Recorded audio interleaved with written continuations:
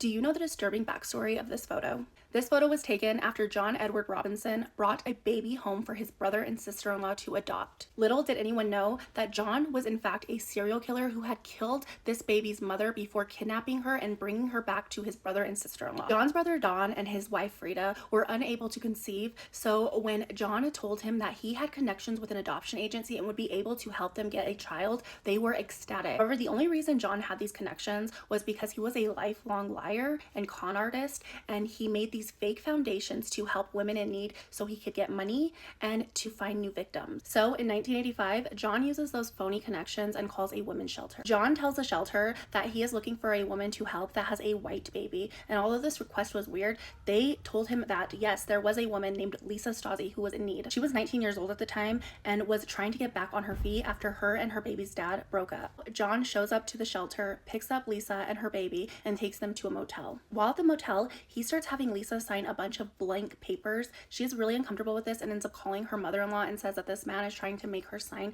these blank pages, and her mother-in-law tells her, please do not sign anything. Lisa starts crying and says they're here and hangs up. The very next day, John shows up at his brother and sister-in-law's home with this beautiful baby girl and adoption papers that seemed legit. They even gave John a few $1,000s for the adoption fees, thinking that this was a real adoption. They had no idea that John had just killed this baby's mother, kidnapped her, and forged adoption papers, and then pocketed the money. John and Frida take their daughter, who they named Heather, back to Illinois, and they raise her in a happy and loving home until the year 2000, when John's cons and killings would come to a head and the FBI was tipped off and they searched his property. They found 5 of these barrels. In these barrels were the remains of 5 women: Suzette Tornett, Isabella Lewiska, Beverly Bonner, Sheila Faith, and her daughter Debbie Faith. Though the remains of 5 women were found on his property, he is believed to have 7 victims, if not more. We know that he has Lisa Stasi, Heather's mother, and Paula Godfrey, except for those 2 women have never been found. Heather claims that the day they found out about John being a serial killer